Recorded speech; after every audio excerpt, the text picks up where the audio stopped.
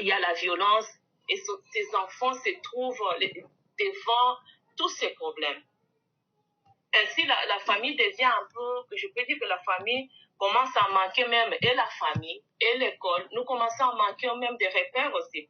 Parce que face à ces multitudes de choses, l'enfant est en train de se chercher. Et ces phénomènes aussi, de ces facteurs extérieurs aussi, nous parlons, il y a l'enfant qui est en train de recevoir une communication aussi à l'extérieur. Il y a les amitiés aussi. Il y a les amitiés. Il y a l'enfant, c'est quand l'enfant trouve que non, je ne reçois peut-être rien chez moi à la maison, l'enfant se confie à ses amis. L'enfant se confie à notre ami Google. Qui aujourd'hui, quand l'enfant Google quelque chose, l'enfant va recevoir ce que peut-être les parents ne lui donnent pas. Alors, c'est que moi je me pose la question aujourd'hui, par rapport à toutes ces situations complexes maintenant, on constate une confusion totale de la croissance, une confusion totalement totale quant au rôle que nous jouons dans la famille et à l'école. Donc, ainsi, je voudrais maintenant aujourd'hui que nous puissions maintenant nous poser la question. À qui allons-nous renvoyer la balle?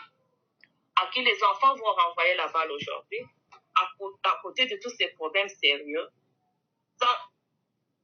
vont-ils se renvoyer la balle à eux-mêmes tant que personne ne puisse prendre la responsabilité?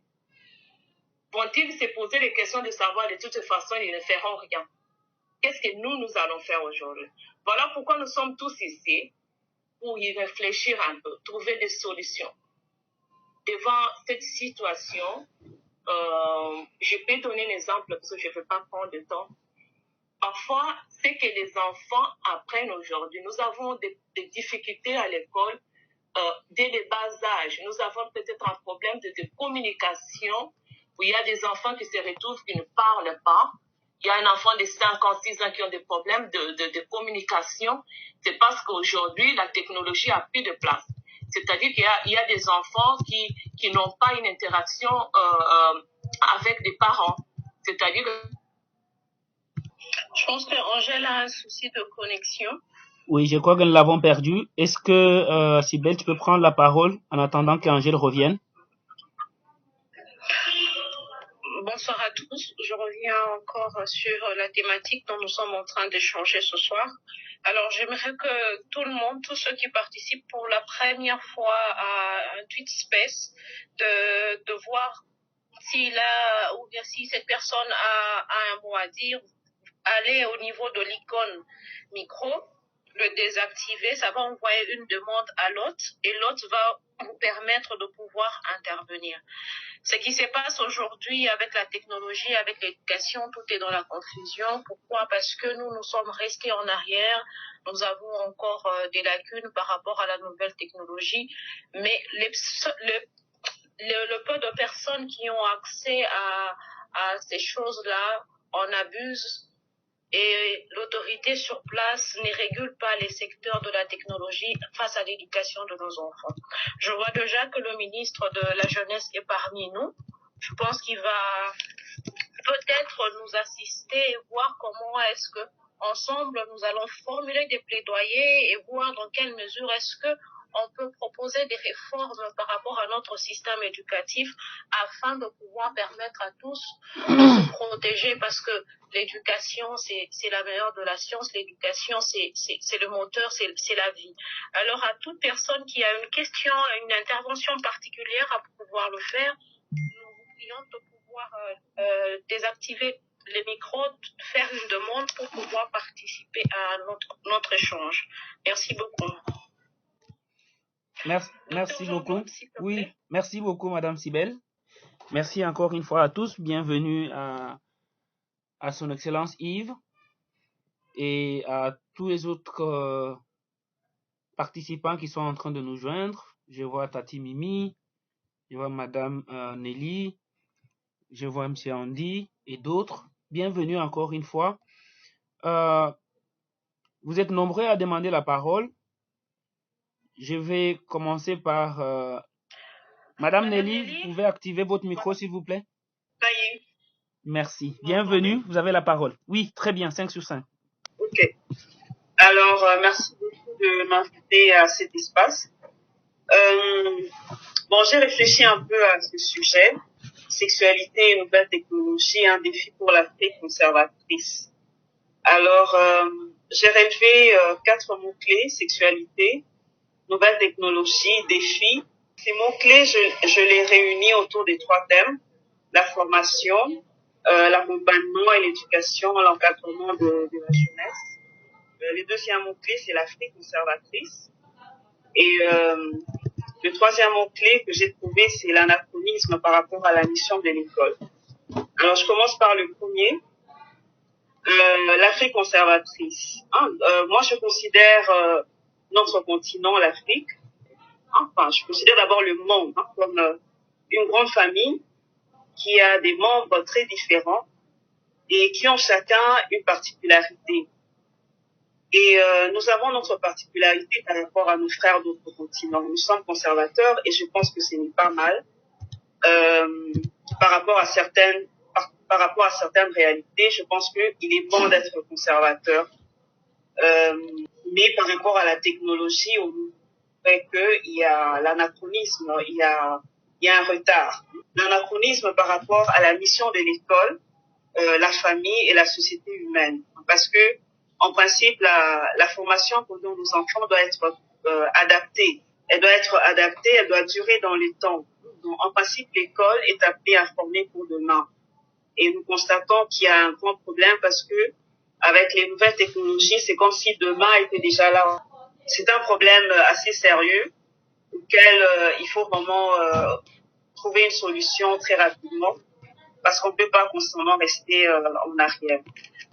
Et par rapport à l'éducation, par rapport aux jeunes, je trouve qu'il y a un problème de formation, un problème d'accompagnement, d'encadrement des jeunes. Parce que les jeunes sont constamment, ils sont seuls, comme disait tout à l'heure Angèle, je pense que c'était Angèle qui disait ça, que les jeunes sont seuls, ils se retrouvent tout seuls, ils n'ont plus de guide, les parents ne jouent plus leur rôle. Et en principe, l'éducation devrait vraiment commencer en famille, parce qu'il y a des choses que les enfants doivent entendre pour la première fois de la bouche de leurs parents. Et quand ils les écoutent plus tard ailleurs, ces mêmes paroles résonnent avec plus de force. Les parents reprennent leur rôle, le rôle de la formation, le rôle de l'éducation.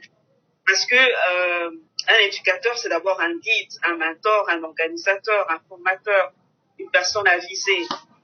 Et savoir aussi que les personnes humaines ne sont pas des champignons. Les champignons, ils poussent tout seuls. Mais la personne humaine, à chaque nouvelle étape de sa vie, a besoin d'être orientée.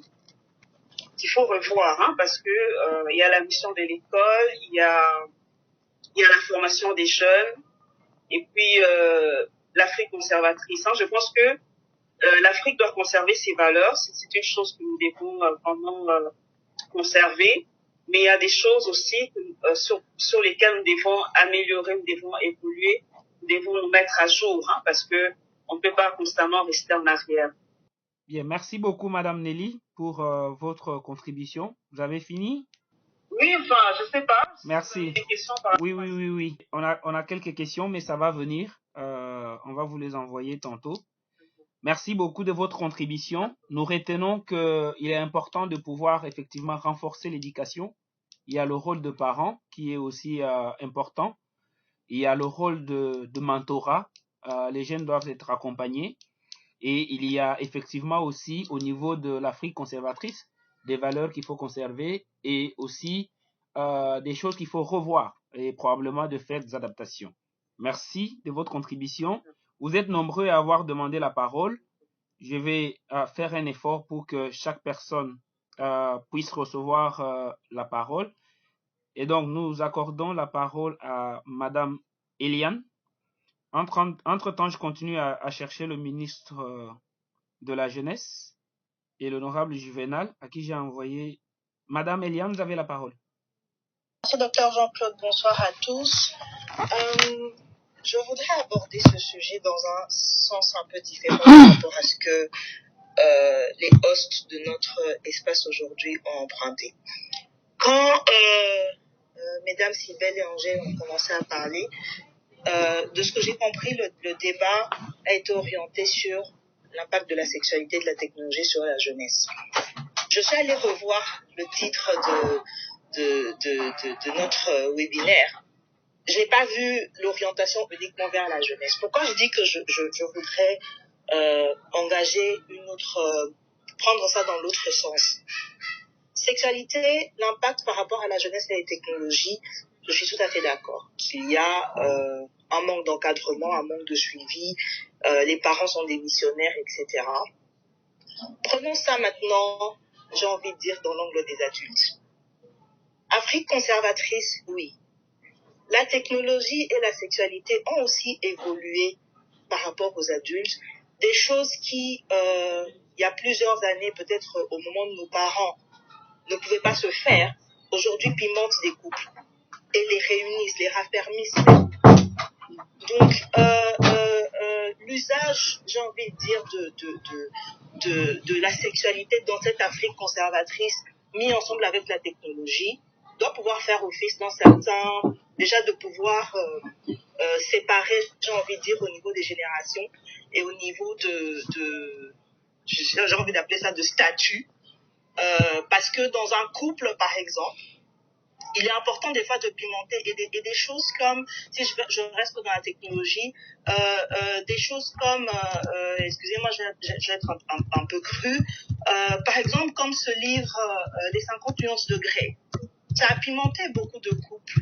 C'était des choses qui peut-être, plusieurs années à l'avance, on qualifierait ça, peut-être même certaines personnes aujourd'hui peuvent qualifier ça de déplacé. Mais avec le monde qui avance, certaines informations qui parviennent par la technologie sont plutôt positives pour certains couples ou pour la sexualité de certaines personnes. Maintenant, encore en poussant le bouchon plus loin, aujourd'hui, on parle un peu plus de LGBT. C'est toujours de la sexualité aussi, mais qui, par rapport à l'Afrique conservatrice, tourne vers la dépravation. Donc, j'ai envie de dire, c'est un sujet hyper large, mais qu'il est important de pouvoir arriver à tracer des limites et des balances.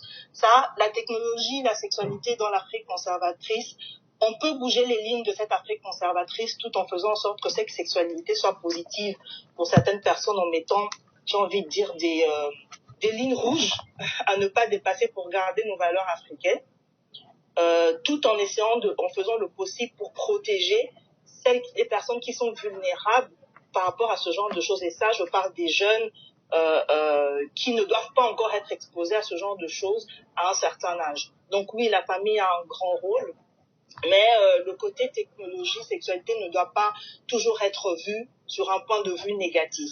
Il y a des choses positives, mais je pense qu'il est important que nous, en tant qu'Africains, dans notre côté conservateur, qu'on puisse garder certaines limites à ne pas dépasser, tout en essayant déjà, envie de dire, d'évoluer avec le monde et ne pas rester hyper conservateur, tant que ça peut apporter un côté positif à une sexualité de couple, à une sexualité individuelle. Donc voilà pour mon apport. Merci beaucoup, Madame Eliane. Je voudrais juste vous poser une seule question, c'est celle de savoir. On dit souvent que l'argent n'est ni bon ni mauvais. Pouvons-nous dire que la technologie n'est ni bonne ni mauvaise? Moi, si vous me demandez mon avis personnel, moi je dirais que la technologie est bonne. Seulement, il faut pouvoir arriver à la contrôler et à mettre certaines limites. Quand on parle, si je reste sur le fait, par exemple, des jeunes ou des enfants, aujourd'hui, la même technologie qui permet aux jeunes ou aux enfants à accéder à certains contenus qui sont choquants, permet aussi de protéger ces enfants de ces mêmes contenus. Il y a le contrôle parental, il y a les codes, il y a d'autres éléments de technologie qu'on n'utilise pas malheureusement, mais qui sont là pour protéger ces jeunes et ces enfants de certains contenus choquants que cette même technologie peut apporter.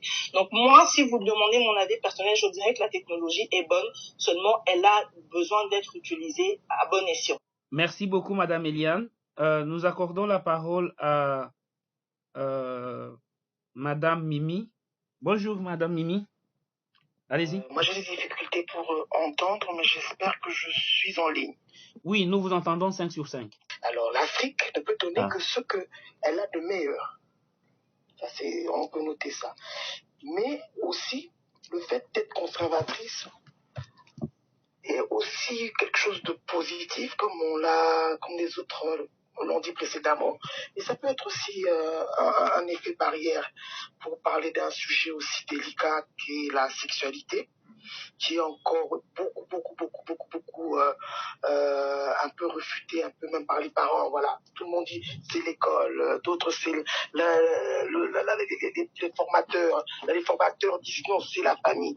Donc personne n'arrive à prendre le courage de dire, du moins on parle de l'Afrique, comment aborder ce sujet de manière à ce que nous-mêmes, en tant qu'éducateurs, nous enlevions dans notre conception le fait que ce soit un sujet tabou.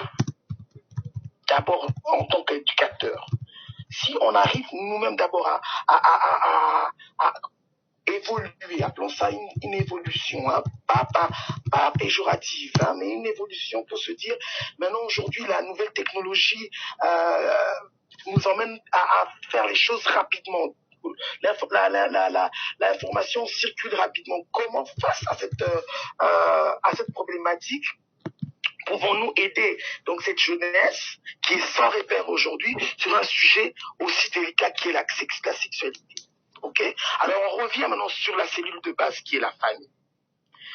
La cellule de base qui est la famille, on doit, parce qu'on va pas tout le temps perdre notre temps à dire les choses, oui, il y a ça qui va pas, ça qui va pas. Maintenant, on est dans la discussion de se dire, qu'est-ce qu'il faut faire pour que ça aille maintenant? Je pense que dans cette logique, maintenant, on va se dire, on prend un tableau, imaginons un tableau blanc. On connaît déjà la problématique, on connaît la thématique qui a été très bien synthétisée par Madame Nelly. Pour le point 1, formation, qu'est-ce qui doit être fait? Pour le point 2, famille, qu'est-ce qui doit être fait? Pour le point 3, nouvelle technologie, qu'est-ce qu'il faut faire? Oui, parce que Madame Eliane a dit oui, qu'il y a, et Monsieur Jean-Pierre vient de le dire, il y a des paramètres pour restreindre les enfants à aller dans ces sites. Beaucoup de parents ne savent même pas qu'il y a ces paramètres. Beaucoup de parents ne savent même pas utiliser cette nouvelle technologie. Alors une personne déjà qui elle-même ne sait même pas comment utiliser, comment elle va restreindre. Voilà. Donc je pense pour ne pas prendre, c'est un débat ou c'est un échange, pour laisser aussi les autres parler, je veux demander à ce qu'on coupe le micro pour dire, passons sur qu'est-ce qu'on fait et pas bon, c'est vrai qu'on a fait déjà un état du lieu, mais maintenant, qu'est-ce qu'on fait? Voilà, merci. Merci beaucoup, Madame Mimi, pour votre contribution. Nous retenons qu'effectivement, il est important de pouvoir passer à qu'est-ce que nous faisons. Vous êtes revenu sur le sujet de la formation, vous êtes revenu sur le sujet du rôle de la famille, mais on parle très peu de loi. Je n'arrive pas à donner le micro à l'honorable Juvenal. Je lui ai envoyé l'invitation. J'ai l'impression qu'il ne l'a pas reçu. Je vais essayer de renvoyer. Parce que ça fait partie aussi. Lorsque nous parlons de la formation, lorsque on parle de rôle de la famille, il y a certaines informations, effectivement, qui doivent être prédéfinies en avance. Et même lorsqu'on parle de la technologie elle est aussi réglementée. Dans beaucoup de pays d'ailleurs. Et quelle est la situation dans notre pays et qu'est-ce qui peut être fait dans ce sens-là? Nous passons la parole à Monsieur Jean-Pierre. Merci beaucoup de m'avoir donné la parole, de participer à cette espèce. Disons, je vois qu'il y a beaucoup de gens et je me réjouis. Ils ont de l'invitation aussi pour parler d'un sujet qui me semble être intéressant et qui nous aide un peu à réfléchir sur la situation et chercher à améliorer la situation, comme vous avez dit. La première des choses que je dirais d'abord, quand on parle de l'Afrique est conservatrice, je crois que c'est fort discutable, puisque l'Afrique d'aujourd'hui, on ne peut pas dire que l'Afrique en général est conservatrice.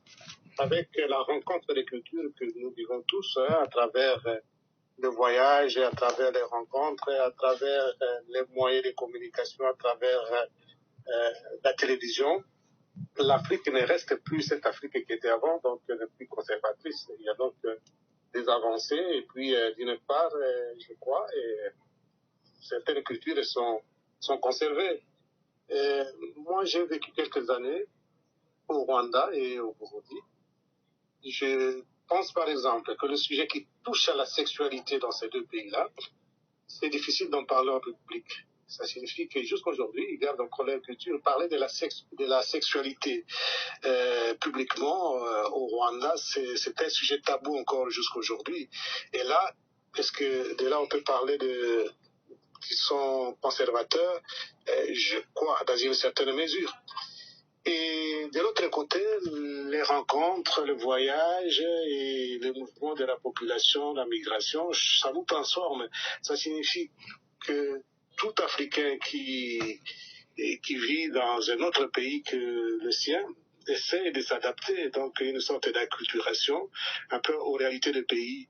Et je crois que Madame Angèle, quand elle a parlé aussi, je crois que Madame Eneli aussi, que les enfants sont seuls. Ça arrive dans la plupart des cas. Nous qui vivons en Europe, on les remarque. Les enfants sont confiés plutôt à l'école et ils tournent à la maison, ils retournent à la maison et ils sont encore seuls à la maison où les parents sont encore au travail et ils sont face à l'éducation diffuse, donc à travers les personnes que les enfants rencontrent à travers la télévision, à travers l'Internet, même si il y a des paramètres dans les téléphones pour limiter l'usage des enfants, et les enfants arrivent, puisque les enfants manient même les téléphones plus que les adultes pour le moment.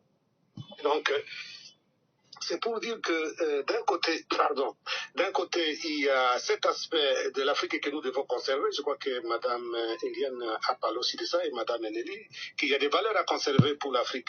Mais est-ce que cela dépend de nous ou dépend d'une formation? Et ça, c'est un défi pour nous. Ça signifie qu'il faut voir maintenant jusqu'à quel point nous devons essayer de conserver les valeurs que nous avons. Et de l'autre côté, nous sommes dépassés par les moyens techniques aujourd'hui. Il n'y a pas moyen de dire que voilà, mon enfant, c'est moi qui suis le seul à l'éduquer, à le former. Puisque souvent, les enfants sont face à des médias, face à, disons, aux moyens technologiques et modernes qu'ils manient même plus que les adultes, ainsi de suite. Et difficulté, par exemple, déjà quand il y a l'Internet où il y a du tout. On peut trouver, si les enfants sont devant les ordinateurs et qu'ils sont seuls, ils peuvent chercher tout ce qu'ils veulent, et ainsi de suite. Et pour moi, je crois qu'il y a cet aspect-là à conserver de toute façon, mais c'est la manière maintenant à chercher comment aider l'Afrique à conserver certaines valeurs, surtout du point de vue de la sexualité. Et je crois que c'est un sujet à aborder, et cela dépend non seulement des parents, mais aussi des autorités, de ceux qui sont chargés de l'éducation et de la jeunesse. Et quand, par exemple, la jeunesse ne trouve pas du travail ou ne va pas à l'école, ce n'est pas ces enfants ou ces jeunes n'ont pas la même éducation que ceux qui vont à l'école. Même ceux qui vont à l'école, quand on voit sur Internet, quand on voit ce qui est arrivé dernièrement à Kinshasa avec les élèves d'une école-là, je ne sais pas si c'est l'Institut Saint-Georges, on se pose des questions. Où est-ce qu'ils apprennent tout ça? Est-ce que c'est à la maison, c'est chez les parents, c'est sur Internet, ainsi de suite? Donc c'est un grand défi pour le moment pour notre jeunesse et pour notre continent. Voilà ce que moi je peux dire rapidement. Merci beaucoup, M. Jean-Pierre, pour votre contribution. Nous allons tenter de revenir à Mme Mimi. Je ne sais pas si cette fois-ci ça va aller. Alors l'Afrique ne peut donner que ce qu'elle a de meilleur. On peut noter ça. Mais aussi, le fait d'être conservatrice est aussi quelque chose de positif, comme les autres l'ont dit précédemment. Et ça peut être aussi un effet barrière pour parler d'un sujet aussi délicat qu'est la sexualité, qui est encore beaucoup un peu refuté, un peu même par les parents. Voilà, tout le monde dit c'est l'école, d'autres c'est les formateurs. Les formateurs disent non, c'est la famille. Donc personne n'arrive à prendre le courage de dire du moins on parle de l'Afrique, comment aborder ce sujet de manière à ce que nous-mêmes, en tant qu'éducateurs, nous enlevions dans notre conception le fait que ce soit un sujet tabou. D'abord, en tant qu'éducateur, si on arrive nous-mêmes d'abord à évoluer, appelons ça une évolution, hein, pas péjorative, hein, mais une évolution pour se dire, maintenant aujourd'hui la nouvelle technologie nous emmène à faire les choses rapidement. L'information circule rapidement. Comment face à cette problématique pouvons-nous aider donc cette jeunesse qui est sans repère aujourd'hui sur un sujet aussi délicat qui est la sexualité? Ok. Alors on revient maintenant sur la cellule de base qui est la famille. La cellule de base qui est la famille, on doit parce qu'on ne va pas tout le temps perdre notre temps à dire les choses, oui, il y a ça qui va pas, ça va, qui va pas. Maintenant, on est dans la discussion de se dire qu'est-ce qu'il faut faire pour que ça aille maintenant. Je pense que dans cette logique, maintenant, on va se dire, on prend un tableau. Imaginons un tableau blanc. On connaît déjà la problématique, on connaît la thématique qui a été très bien synthétisée par Madame Nelly. Pour le point 1, formation, qu'est-ce qui doit être fait? Pour le point 2, famille, qu'est-ce qui doit être fait? Pour le point 3, nouvelles technologies, qu'est-ce qu'il faut faire? Oui, parce que Madame Eliane a dit oui, qu'il y a, et Monsieur Jean-Pierre vient de le dire, il y a des paramètres pour restreindre les enfants à aller dans ces sites. Beaucoup de parents ne savent même pas qu'il y a ces paramètres. Beaucoup de parents ne savent même pas utiliser cette nouvelle technologie. Alors une personne déjà qui elle-même ne sait même pas comment utiliser, comment elle va restreindre. Voilà. Donc je pense pour ne pas prendre, c'est un débat, hein, c'est un échange, pour laisser aussi les autres parler, je veux demander à ce qu'on coupe le micro pour dire, passons sur qu'est-ce qu'on fait et pas bon, c'est vrai qu'on a fait déjà un état du lieu, mais maintenant, qu'est-ce qu'on fait? Voilà, merci. Merci beaucoup, Madame Mimi, pour votre contribution. Nous retenons qu'effectivement, il est important de pouvoir passer à qu'est-ce que nous faisons. Vous êtes revenu sur le sujet de la formation, vous êtes revenu sur le sujet du rôle de la famille, mais on parle très peu de loi. Je n'arrive pas à donner le micro à l'honorable Juvenal. Je lui ai envoyé l'invitation. J'ai l'impression qu'il ne l'a pas reçue. Je vais essayer de renvoyer parce que ça fait partie aussi.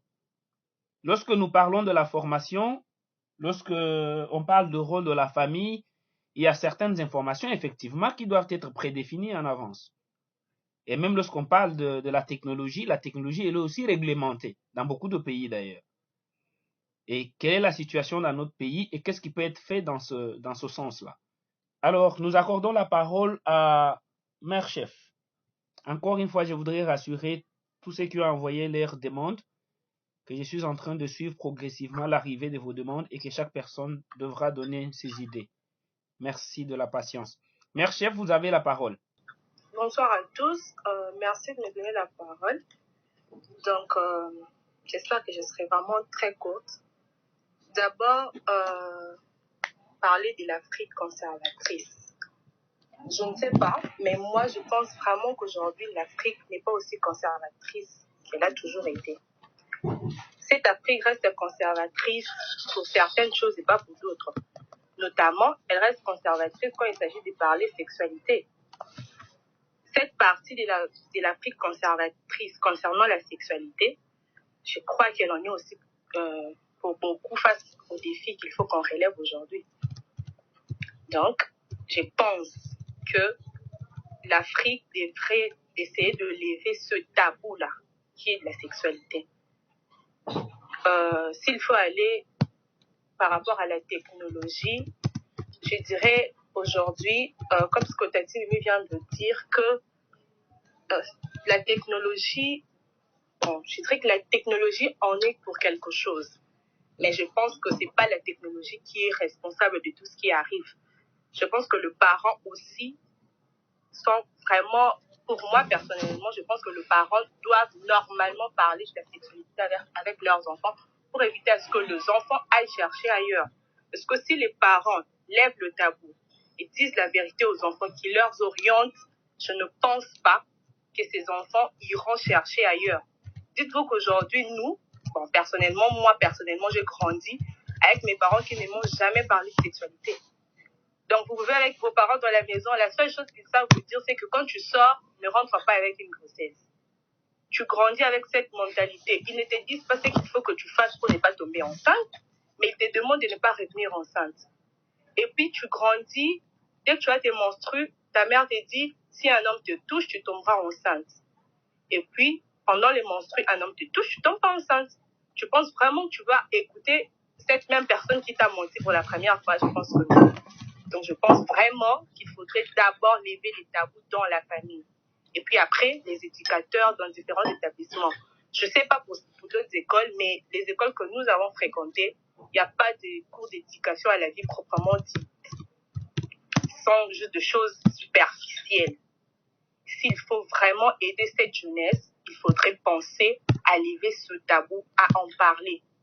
Si les autorités peuvent aider en créant, je sais pas moi, en organisant des séminaires où les sujets sexualité, c'est rare. Vraiment la tête du tout, je pense que ça aiderait vraiment beaucoup. Personnellement, je pense qu'il faudrait en parler parce qu'on peut pas parler de tabou aujourd'hui, la psychiatrie conservatrice et autres, tant que nos jeunes ne savent vraiment pas ce que c'est la sexualité, tout ce qui tourne autour de cette sexualité, nous continuerons à assister à des scènes comme celles que nous venons de voir. Donc voilà, merci. Merci beaucoup, Mère Chef, pour votre contribution. Vous êtes revenu effectivement sur le fait que la famille ne donne pas assez d'informations et par conséquent, les jeunes se tournent vers la rue, vers les amis, vers les yayas de quartier pour obtenir les informations. Ça, c'est un peu dans le passé. Aujourd'hui, les jeunes trouvent les informations sur l'Internet. Tout ce que vous pouvez, n'importe quel mot que vous pouvez taper sur Internet, vous aurez en même temps les images, en même temps les vidéos et en même temps les explications de ce que c'est. Et donc, tout ceci fait que les jeunes se tournent vers d'autres sources d'informations, parfois qui ne sont pas très bien adaptées, parfois qui ne sont pas adaptées à leur âge, et parfois qui ne concordent pas à leurs besoins, et qui les poussent parfois à aller loin. Et en allant plus loin, on les voit faire parfois de pratiques qui sont parfois difficiles à gérer au niveau de la famille. Mais aussi, comme elle l'a dit, au niveau de la famille, vous avez en même temps le fait qu'il y a toutes ces normes sociales sur lesquelles il faut qu'on change. Mais ce travail va se faire à quel niveau? Parce que les familles ne vont pas changer les normes sociales immédiatement. On va revenir avec des questions à son Excellence, Monsieur le ministre de la Jeunesse, pour qu'il nous dise un peu ce qui se prépare au niveau du ministère de la Jeunesse. Mais avant tout, je vais accorder la parole à l'honorable Juvenal pour nous partager sa réflexion, mais aussi ses réflexions en tant que législateur. Honorable, vous avez la parole. Votre micro est censé être déjà ouvert. Si vous parlez, nous allons vous entendre. Alors, bonsoir à toutes, bonsoir à tous. Je m'excuse pour ce désagrément d'ordre technique. Je ne sais pas si tout le monde m'écoute. Honorable Juvenal, vous nous entendez aussi? Ce que je peux dire tout d'abord, c'est que la sexualité, l'éducation à la vie, ça a toujours existé, même à l'époque de l'Afrique traditionnelle. Il y avait toujours des barzas où il y avait aussi des séances d'initiation où les jeunes recevaient des enseignements et des conseils, comment se comporter, par exemple dans une vie de couple, dans une relation, comment se comporter, quoi. Donc il y avait toujours cette transmission-là. Mais la différence, c'est qu'avec le modernisme, avec la globalisation, avec les nouvelles technologies de l'information, avec la haute technologie, tout devient difficile, un peu comme l'a dit Père Jean-Pierre. Et donc, on n'a pas forcément besoin d'aller dans un cercle avec des adultes pour apprendre ou être initié à la vie. Et donc, ça devient très facile à partir de son smartphone, à partir de partout où est-ce qu'on peut se trouver. Eh bien, on a l'accès facile à toutes les informations, tous les contenus d'ailleurs se trouvent sur Internet. Et les dangers, justement, c'est à ce niveau-là. Pourquoi? Parce que l'accès devient facilité, il y a une interconnexion, et puis il n'y a plus vraiment protection du secret de correspondance actuellement. Alors, qu'est-ce qu'il faut faire? Est-ce que l'Afrique n'a pas besoin de nouvelles technologies? J'ai dit, l'Afrique en a besoin et on n'a pas le choix. Nous devons aller vers la mondialisation, la globalisation. Mais sauf que les décideurs politiques devraient quand même faire un effort. Qu'au niveau de la loi, au niveau surtout aussi des politiques, d'encadrement des jeunes, il y a certaines pratiques qu'on avait dans le passé et je crois qu'on doit renouer avec ces pratiques-là. Je me rappelle à l'époque, il y avait dans les paroisses catholiques, par exemple, il y avait des centres d'encadrement des jeunes. Il y avait des documents qui étaient expliqués aux gens. On demandait aux jeunes gens comment ils peuvent préparer leur avenir. Un jeune garçon, comment est-ce qu'il peut choisir sa fiancée. Une jeune fiancée, comment est-ce qu'elle peut préparer son avenir, etc. Mais moi, j'ai constaté qu'il y a de moins en moins des enseignements de ce genre-là. Et donc, avec le modernisme, on pense que chacun peut devenir enseignant de soi-même. Et le dérapage arrive vite. Pourquoi? Parce qu'il n'y a plus vraiment ce suivi-là. Normalement, il devait y avoir vraiment l'éducation à la vie dans les écoles. Donc, il faut une réforme du programme éducatif. Il faut y inscrire. Ne pas parler de la sexualité, c'est une bonne chose. Il faut en parler. Il faut en parler. C'est très important. Il faut que les jeunes soient avisés qu'il existe des maladies, par exemple sexuellement transmissibles, le sida existe. Ils doivent être informés sur tout ça. On ne doit pas laisser la jeunesse dans l'ignorance. Et il faut que les gens soient informés de l'importance de la fidélité, l'importance de préservatifs ou de contraception. Tout ça, c'est très important. Et ça leur permettra d'avoir une vie équilibrée, une vie sexuelle équilibrée. Bien, merci beaucoup pour votre contribution. Vous pouvez toujours revenir lorsque votre Internet l'aura permis. Alors, nous allons continuer. Donc, par rapport à votre contribution, honorable Juvenal, vous êtes revenu sur un peu le même sujet que tous les autres intervenants. C'est celui d'encadrement, c'est celui de la formation. Mais vous avez abordé un sujet important dont on n'a pas parlé jusque-là, celui de la pauvreté, et nous aurions bien aimé entendre ce que vous voulez dire par rapport à cela. Je vais donner la parole à Monsieur Jean Guélor. Allô? Oui. Excellence Yves, vous pouvez ouvrir votre micro et parler. Il y a une négligence de l'intelligence. C'est qu'il y a beaucoup de parents qui ont été aussi, je dirais, non seulement absents, mais ils ont abandonné tout. Pour éduquer les enfants, c'est donner à manger, scolariser les enfants et se limiter là. Or, nous avons un grand défi aujourd'hui par rapport à notre culture. Vous prenez aussi la technologie fait défaut. Alors, c'était aux parents, c'est premièrement à nous parents de veiller sur le comportement de nos enfants, d'éveiller qui est ami de mon enfant, qui est membre, connaissance de la famille qui fréquente l'enfant, et qui conclut à dialoguer envers leurs enfants.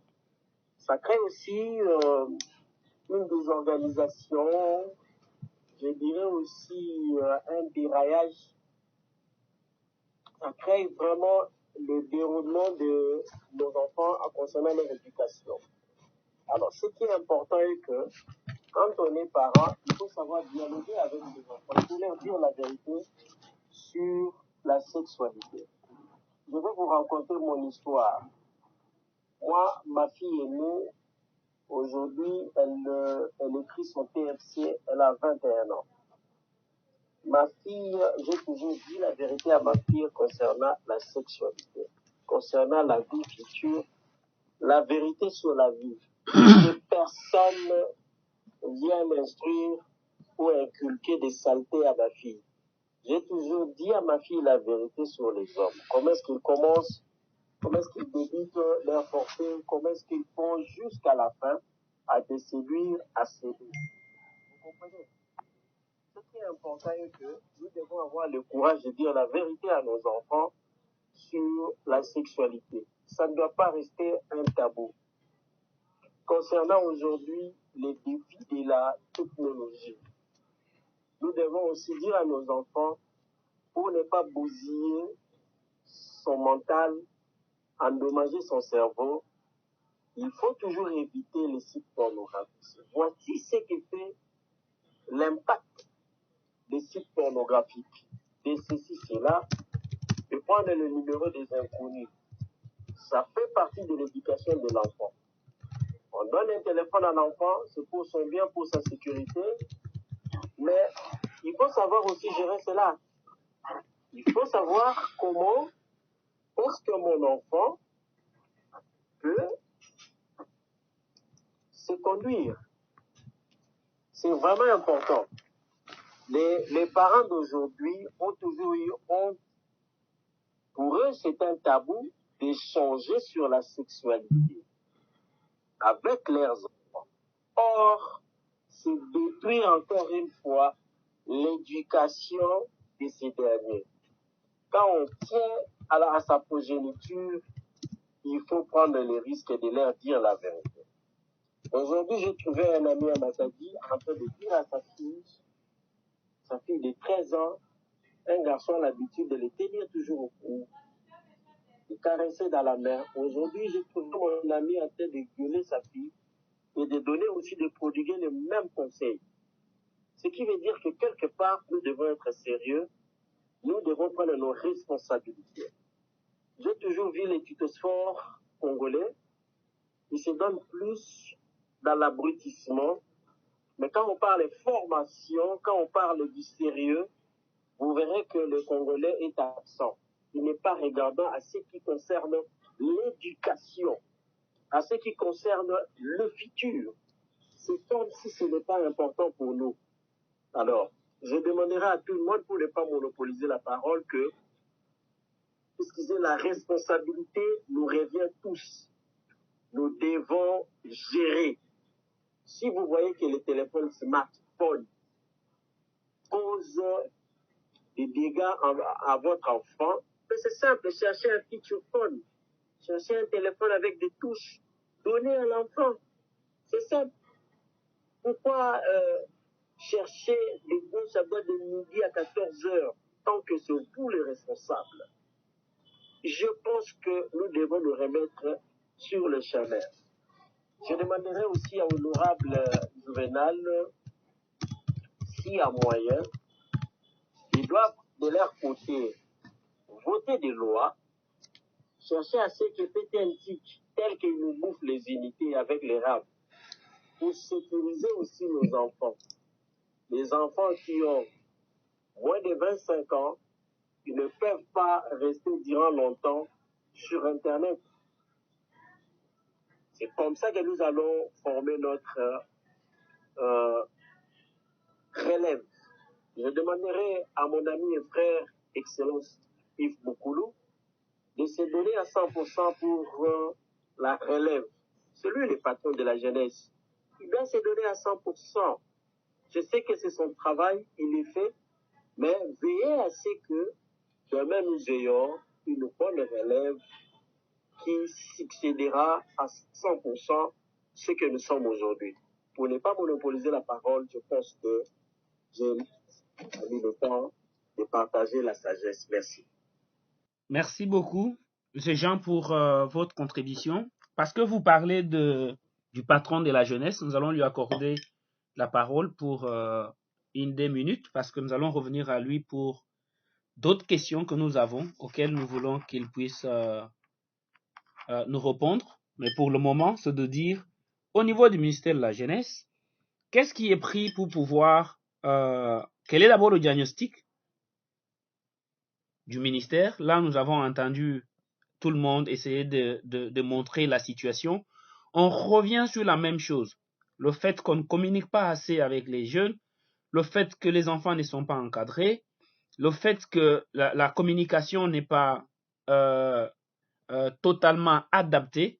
Effectivement, M. Jean est revenu sur le fait qu'on a la possibilité de donner, par exemple, aux enfants des téléphones qui ne sont pas Android, par exemple. Mais je voudrais juste lui rappeler que la question ne pas peut-être être du téléphone. Parce que même si moi, je n'ai pas de téléphone Android, mon voisin de classe peut en avoir. Et je peux regarder sur son téléphone. Et lorsque vous regardez pendant la récréation, par exemple, vous trouverez qu'il y a des jeunes qui se regroupent autour d'un même téléphone et regardent dans ce téléphone de choses. Et donc, le fait de ne pas avoir soi-même un téléphone, est-ce que c'est une garantie? Est-ce qu'il y a d'autres solutions que de, par exemple, priver à l'enfant le téléphone? Madame Sibel, vous êtes là? Oui, je suis là, je vous écoute. Très bien. Vous pouvez reprendre la parole.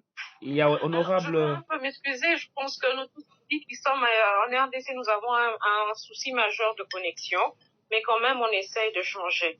Alors, moi, c'est que je voudrais dire à tous nos intervenants, nous sommes plus en train d'acculer cette jeunesse par rapport à l'actualité du jour, les ébats sexuels de nos enfants qu'on a vus sur les réseaux sociaux.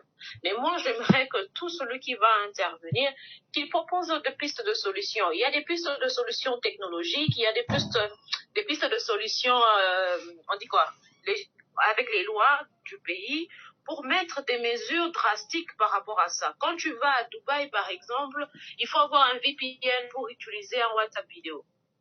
Vous voyez, c'est déjà limité. Là, j'ai déjà dans nos réalités, dans notre pays, ou bien tout comme on a. On ne peut pas se limiter, on ne peut plus continuer, on ne peut pas stopper. Nous vivons. Allez-y, nous vous entendons très bien. Non, j'ai vraiment un souci de connexion, ça énerve un peu. Allez-y, on vous entend. Personne qui va intervenir. Ici, il y a des ministres, ici, il y a des députés, ici, il y a des hommes de loi, il y a des hommes des sciences. Par rapport, si on prend ce qui s'est passé aujourd'hui avec nos enfants, on y voit déjà l'insécurité sanitaire. Est-ce que notre système éducatif garde encore la même éducation ou bien elle a changé? Est-ce qu'on a réformé les cours qu'on donne à nos enfants ou bien les adultes? Parce qu'il y a aussi des adultes qui sont totalement ignorants sur la technologie. Alors, moi, je pose toutes ces questions-là. Qu'est-ce que la loi nous dit face à ça? Qu'est-ce que la jeunesse, le ministre de la Jeunesse nous dit face à ça? Qu'est-ce que l'Église nous dit face à ça? Qu'est-ce qu'il y a beaucoup de questions. Alors, j'aimerais qu'ensemble, nous essayions de répondre à ces questions-là. Monsieur l'honorable Juvenal, qu'est-ce que vous nous dites par rapport à ça? Monsieur le ministre de la Jeunesse, qu'est-ce que vous nous dites par rapport à ça? Là, je vois même Monsieur Jean-Pierre, Monsieur Alain, qu'est-ce que vous nous dites par rapport aux lois? La loi, elle dit quoi? La médecine dit quoi? L'éducation dit quoi? Est-ce qu'on a réformé notre système éducatif avec l'enseignement? Le corps professoral déjà a beaucoup de lacunes. C'est pas seulement pour Kinshasa. Il y a aussi dans les milieux ruraux de ces choses qui se passent. Là-bas, c'est pas parce qu'il n'y a pas la technologie avancée. Mais quand même, ça se passe. L'éducation ancestrale a déjà changé. Les choses ont changé.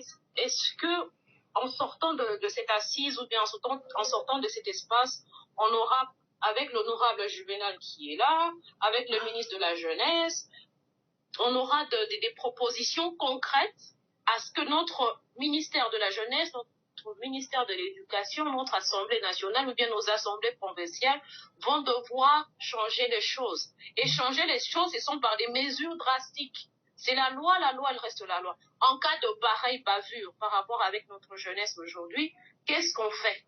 On laisse, on sanctionne ou bien on sanctionne pas? Qu'est-ce que la loi nous dit?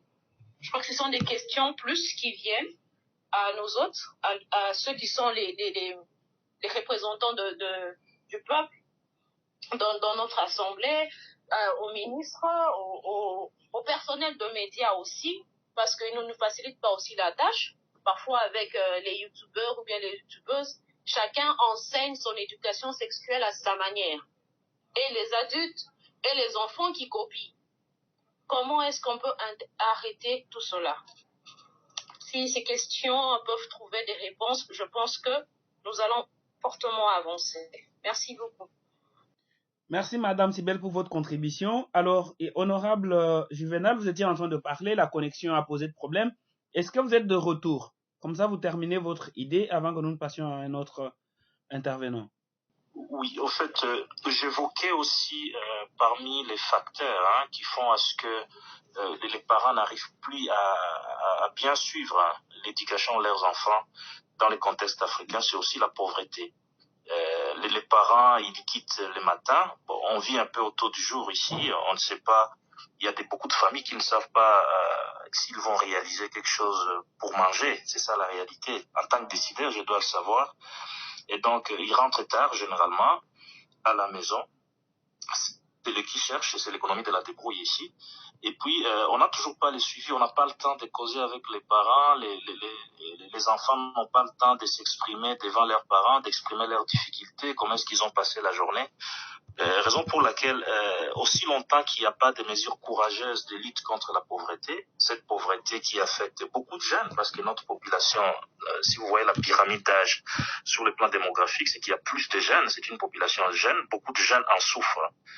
Comme je l'ai dit dans la première partie de mon intervention, c'est vrai, les écoles déversent sur le marché beaucoup de jeunes diplômés, mais il n'y a pas assez de perspectives, il n'y a pas d'emploi, il n'y a pas une politique de plein emploi. Et donc ça aussi, ça peut faciliter aussi une sexualité, je dirais, désordonnée, entre guillemets, parce que loin. Alors nous avons encore une fois perdu l'honorable Juvenal. Alors nous allons passer la parole à Madame Mianda. Madame Mianda, si vous nous attendez, vous pouvez prendre parole. Merci. Bonsoir et merci encore pour cette initiative. Je ne sais pas si vous m'entendez. Nous vous entendons 5 sur 5.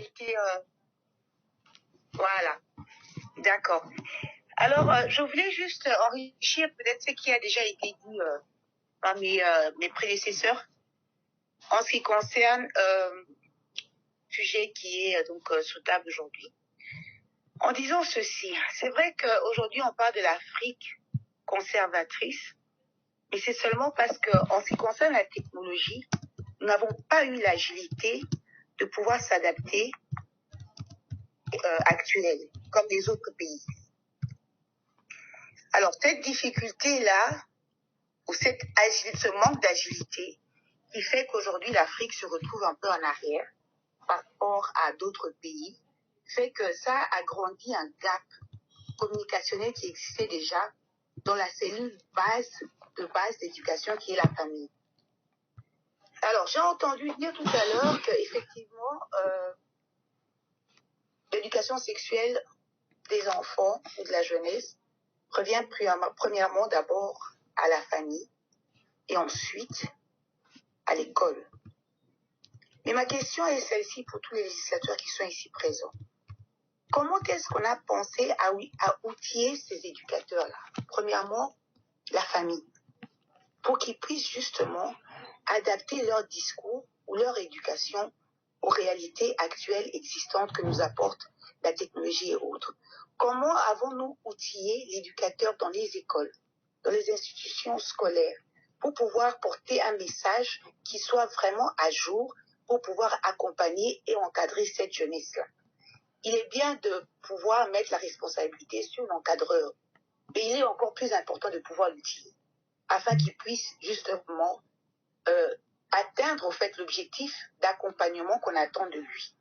Donc pour moi, il serait très important qu'on se pose cette question-là. J'ai aussi beaucoup aimé l'intervention de Madame Eliane, si je ne m'abuse, qui a parlé des garde-fous existants déjà au niveau de la technologie. Mais une femme ou un parent dans les milieux ruraux, n'a peut-être pas cette capacité ou cette connaissance de pouvoir utiliser la technologie pour mettre en place ces garde-fous. Serait-il pour autant que les enfants dans les milieux ruraux n'ont pas accès justement à toute cette éducation diffuse venant des médias et autres? Je ne pense pas. Donc, il faut qu'il y ait des solutions qui puissent tenir compte des réalités et trouver des pistes de solutions adaptées, bien ciblées, par rapport au milieu et à la cible. Technologie, oui, elle n'ira nulle part. Nous allons continuer à évoluer et de manière très rapide en ce qui concerne la technologie. Donc, il faut aussi que nous puissions être assez agiles pour suivre ces développements-là de la technologie, pour justement apporter cette éducation et cet encadrement dont nous sommes tous en train de parler.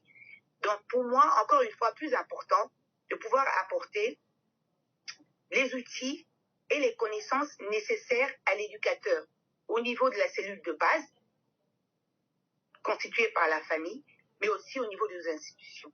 Est-ce que nos professeurs, est-ce que nos enseignants sont mis à jour par rapport à leur formation pour qu'ils puissent justement mettre en place ces garde-fous? Donc, c'est un peu la question par laquelle je vais résumer mon intervention. Merci beaucoup. Merci beaucoup, Madame Mianda, pour votre contribution, que nous apprécions énormément.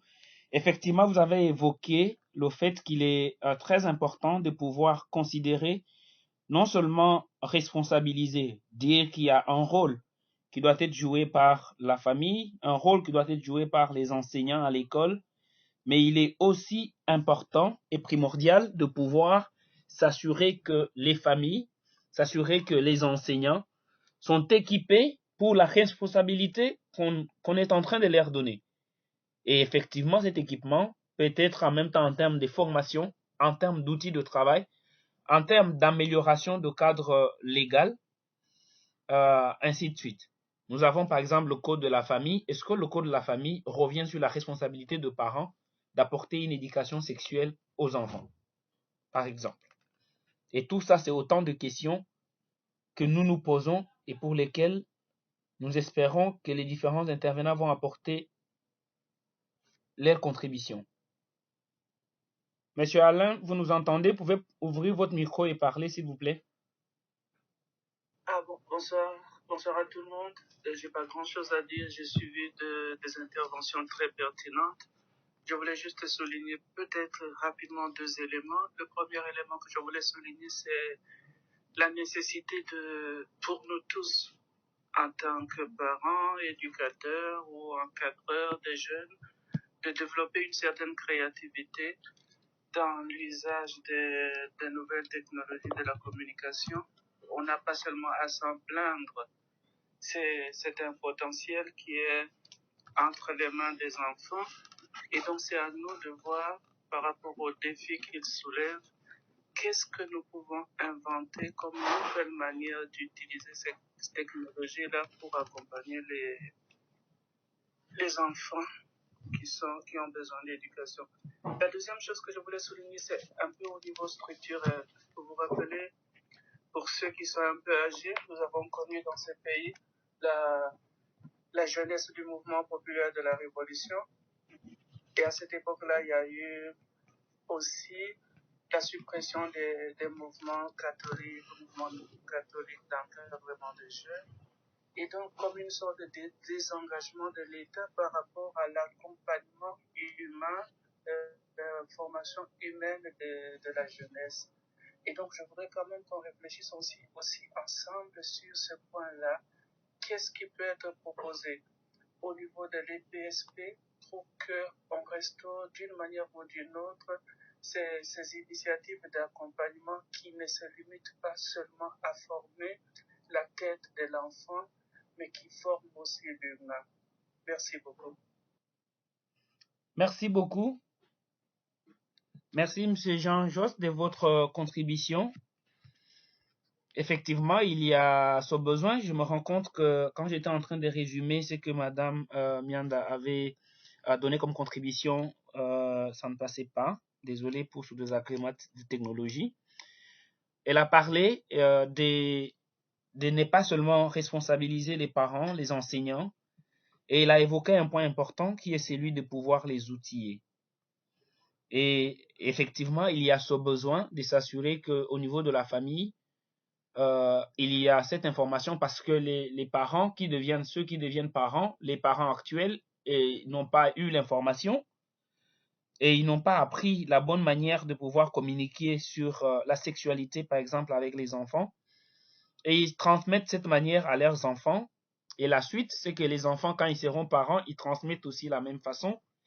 Et dans tout cela, la technologie vient s'y mêler avec donc une information qui est parfois diffusée par des canaux qui ne sont pas toujours des canaux qui donnent des bonnes informations, avec toutes les conséquences que nous pouvons imaginer. Donc, il est très important, effectivement, de pouvoir repenser notre système d'éducation et de nous assurer que nous avons la possibilité de pouvoir donner l'information nécessaire aux jeunes. Parce que si cette information n'est pas là, et n'oublions pas, la sexualité, ce ne sont pas que des jeunes. La sexualité, c'est aussi les adultes. Peut-être si on fait allusion à ce qui s'est passé récemment, les vidéos qu'on a vues, mais on a vu aussi des vidéos des adultes dans ce pays. Et donc, c'est pour dire que ça peut toucher à tout le monde. Monsieur Alain, vous voulez dire quelque chose d'autre? Vous pouvez réactiver votre micro, s'il vous plaît? Ou bien la main, c'est l'ancienne.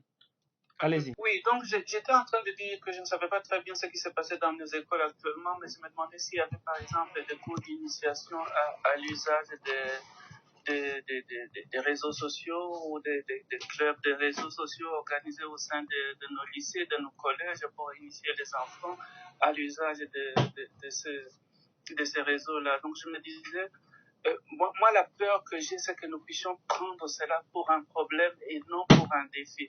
Pour moi, les nouvelles technologies, les réseaux sociaux, l'Internet, ce sont des défis et non des problèmes. Ils peuvent poser des problèmes, mais prenons-les d'abord pour des défis. En tant que défis, ils interpellent notre imagination, notre créativité. Quand je regarde que les anciennes générations d'éducateurs, quand ils étaient confrontés à des défis, de leur époque, et donc c'est à nous de voir comment nous intégrons cela dans le système éducatif. Ce que je constate, c'est que parfois, nous avons des réalités comme ça qui nous arrivent, la révolution numérique est là, mais elle fonctionne un peu comme en parallèle du système éducatif lui-même et elle n'est pas tout à fait complètement intégrée dans le système éducatif. Et là, c'est là que je trouve que nous risquons de marcher à côté des vrais défis. Merci beaucoup, M. Alain, pour votre contribution. Je suis totalement d'accord avec vous sur le fait que la technologie n'est peut-être pas le problème, mais aussi la question c'est de savoir, est-ce que la technologie ne vient pas renforcer le problème qui existait déjà? Déjà, la sexualité, c'est un problème. Dans le sens où la communication sur la sexualité n'existait pas depuis. Et qu'aujourd'hui, c'est tout simplement le fait qu'il existe maintenant les possibilités pour les jeunes, pour les gens d'avoir accès à l'information par d'autres voies, et que cela peut-être constitue maintenant un chemin, un raccourci pour avoir accès à des informations parfois non certifiées. Parce que beaucoup d'informations qui sont sur les réseaux sociaux ne sont pas du tout certifiées. Nous allons accorder la parole à M. Dominique Chimanga et nous voudrions lui poser la question de savoir si le problème n'est pas la manière dont la question de sexualité est abordée en Afrique et que la technologie ne vient qu'enfoncer un clou qui était déjà enfoncé. S'il vous plaît. Monsieur Dominique, pouvez ouvrir votre micro et prendre parole.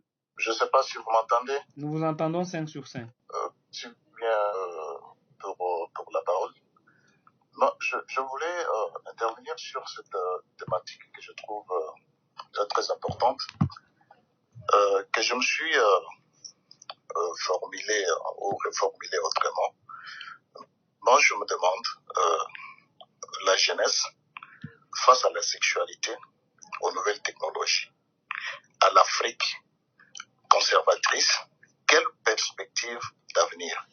Donc, lorsque j'essaie de me poser cette question de cette manière-là, ça me renvoie à l'éducation et à la formation. La famille reste la base de toute éducation parce que l'école intervient pour la formation, mais complète aussi l'éducation qu'on a reçue dans la famille. Je peux compléter plusieurs intervenants qui ont parlé tout à l'heure là, qui ont évoqué la manière dont les parents ont déserté vis-à-vis de leurs responsabilités au niveau de la famille. Je passe à l'école parce que je ne voulais pas rester longtemps là-dessus. J'ai beaucoup aimé l'intervention de Madame Sibel qui a dit que devant cette problématique, quelles sont les solutions que nous proposons? Alors, pour passer aux solutions, je pense que la première chose devrait être de repenser le programme de nos cours, beaucoup plus au niveau de l'éducation de base, déjà à partir de l'école primaire, maternelle même, au niveau de l'école maternelle, l'école primaire, ainsi de suite. Le ministère de l'Éducation a une grande responsabilité par rapport à ça. Mais lorsque je parle de ça, je peux évoquer aussi une autre piste de solution, c'est les droits. Je ne peux pas dire que les droits n'existent pas dans notre pays ou qu'il n'y a pas de lois dans notre pays qui ont trait à ce que nous connaissons aujourd'hui. Il y a des lois, mais je peux vous dire que ces lois sont restées anciennes parce que la plupart de ces lois ne cadrent plus avec les réalités que nous avons aujourd'hui. J'aurais voulu que il y a des juristes, je vois des juristes qui sont en train d'intervenir sur ce forum, j'en vois encore que je connais personnellement. Il y a l'honorable député qui a parlé tout à l'heure. Il y avait le ministre que vous avez annoncé de la jeunesse. Mais moi, je crois que ce problème ne cadre pas tellement avec le ministre de la jeunesse seul. C'est d'abord un fait social.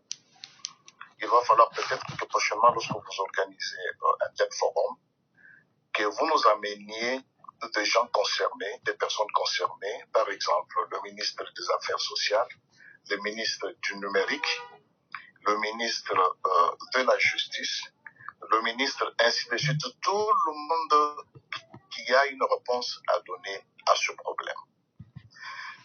Je peux passer du côté du droit pour vous donner un exemple très simple. J'ai un ami qui a été arrêté à Kinshasa. Moi, j'interviens à partir de l'extérieur. J'ai un ami qui a été arrêté à Kinshasa, tout simplement parce qu'il avait publié un article sur Facebook pour critiquer un politique. Vous savez comment on arrête les gens chez nous? Heureusement qu'avec le pouvoir actuel, ces choses sont en train de disparaître. Mais c'est pas très longtemps, l'ami a été ramassé et directement mandat d'arrêt jusqu'à la prison de Makala. Je me suis dit non, moi je vais me battre pour que cet ami soit libre. J'ai trouvé un ami avocat qui est sur place à Kinshasa. Je lui ai dit que je sais qu'en matière de cybercriminalité, cybersécurité, les réseaux sociaux, il n'y a pas une loi cadre ou une loi spécifique qui réglemente toutes ces choses. Alors, dans votre plaidoirie, vous allez attaquer cette faiblesse-là. Et c'est ce qui a été fait. Et l'ami est sorti, ça n'a pas traîné, il avait déjà fait 2 mois en prison. Mais lorsqu'il y a eu audience, et l'avocat a attaqué sur cette piste-là, donc il y avait une faiblesse de l'État. Parce qu'il n'y a aucune loi au Congo aujourd'hui qui spécifie très précisément qu'en matière des réseaux sociaux, voici ce que nous devons faire, voici ce que nous devons dire, que les législateurs nous amènent des lois qui puissent faire à ce que ce secteur-là soit réglementé. Madame Sibel a évoqué quelque chose aussi. Donc, moi, je suis du domaine technique. Il a parlé de VPN. J'interviens en passant aussi pour montrer Notre-Dame, il y a une autre dame qui a parlé des mamans qui sont au village très loin, ainsi de suite. Non, moi je pense que le problème se situe d'abord au niveau de ceux qui utilisent, ceux qui manipulent toutes ces plateformes multimédia que nous utilisons. Le numérique jusqu'aujourd'hui dans notre pays, à ce qu'on ne puisse pas diffuser tel type d'éléments, tel type de vidéos, tel type, ce sont des scripts, on les passe, vous les voyez par exemple sur Facebook, sur d'autres réseaux, il y a certaines choses, lorsque quelqu'un essaie de publier ça, directement Facebook bloque. Parce qu'on a donné à Facebook un langage qui cible ce genre de publication et directement Facebook bloque ça. C'est à ce niveau-là. Il y a eu un moment à Kinshasa, tenir des images venant de Kinshasa. Ils avaient bloqué les images photos et les images vidéo. Alors, quand on prend des mesures comme ça, et on spécifie bien sûr la qualité de ce qui doit passer, on donne des instructions, des restrictions, on sait voir, le programme va voir qu'est-ce qu'on a envoyé, qu'est-ce qui peut passer et qu'est-ce qui ne peut pas passer. Ça va épargner peut-être nos enfants de ce que nous sommes en train peut-être de vivre aujourd'hui. Mais je reviens pour dire que la base reste d'abord la famille et l'école. Repenser le programme de l'éducation, donner comme le monsieur qui intervenait, je crois il doit être en Allemagne, qui intervenait pour dire qu'on doit donner aux éducateurs les outils utiles pour pouvoir donner cette bonne éducation, cette bonne formation en respectant les normes. La cybersécurité, la cybercriminalité, ça demande beaucoup parce que même ici à l'étranger, où nous sommes, le pays où je suis aujourd'hui, c'est un grand pays où il y a la démocratie et tout, ils ont déjà un sérieux problème déjà par rapport à la cybercriminalité, cybersécurité, ainsi de suite. Même leur loi n'est pas très très claire là-dessus. C'est des débats et débats qui sont à l'Assemblée nationale chaque jour ici. Et j'imagine pour le cas de la RDC. Nous avons des éminents juristes en RDC, nous avons des grands techniciens en RDC qui peuvent se mettre ensemble et nous produire une loi qui puisse se faire parce que on ne pourra pas appeler loi ce que le législateur n'a pas défini comme loi. Il faut que ça commence d'abord par le législateur qui doit dire que désormais, par exemple, si quelqu'un part sur Internet, il partage tel type d'image, voilà la sanction qui va suivre. En pénal, voilà ce qui va se dire, voilà ce qui va se faire. Maintenant, pour que le législateur arrive à ce travail, il doit se rapprocher des techniciens qui doivent lui expliquer comment ces choses-là fonctionnent. Je pense qu'à l'Assemblée nationale, nous avons des commissions, nous avons tout un tas de commissions sur plusieurs domaines de la vie sociale. Il faudrait que ces gens-là se mettent ensemble pour pouvoir nous faire ce travail-là. Donc, la solution, pour me résumer, se retrouve du côté des juristes et du côté de ceux qui gèrent la technologie. Le ministère du numérique a un très très grand rôle à jouer dans cette histoire. Aujourd'hui, nous avons les sociétés de télécommunications cellulaires qui font la loi, tout simplement parce que dans notre pays, il y a un sérieux problème. Le problème, c'est quoi? Pour d'abord que toutes ces choses fonctionnent normalement, il faut avoir des connexions à haut débit. Et pour avoir les connexions à haut débit, beaucoup de pays dans le monde aujourd'hui sont sur ce qu'on appelle la fibre optique. Au Congo, c'est encore un sérieux problème. Si ce problème-là est résolu, on peut avoir dans chaque ménage une connexion sur le Wi-Fi, une connexion avec des routeurs dans chaque ménage. Et à ce moment-là, pour revenir à ce que Mme Sibel disait, quelqu'un peut avoir son VPN, donc un réseau virtuel personnel de la maison. Il y a possibilité de mettre des sécurités là-dessus. Ça veut dire par exemple que dans la maison, tout le monde qui va se connecter sur ça, avec des restrictions qu'on a données au réseau de la maison, personne ne peut aller au-delà de ce qu'on a autorisé. Donc la personne va rester juste dans les limites. Mais pour arriver à telle chose, il faudrait d'abord que ce problème de cette connexion soit résolu et que les monopoles que les entreprises de télécommunications ont aujourd'hui puissent revenir à l'État. Parce que moi, mon impression est que les sociétés, les entreprises de télécommunications cellulaires font Monsieur la Dominique, loi vous pouvez sur chuter? l'État alors qu'il est là. Je suis en train de chuter. Merci, s'il vous plaît. Font la loi sur l'État alors que c'est l'État qui devrait faire la loi sur les sociétés de télécommunications. Parce que c'est eux qui gèrent sur ce support multimédia que nous utilisons. Voilà, je pourrais jeter par là. Merci beaucoup. Merci, M. Dominique, pour votre contribution. Nous allons vous revenir si nous avons des questions sur les éléments que vous avez abordés. Vous avez abordé plusieurs sujets. Vous êtes revenu sur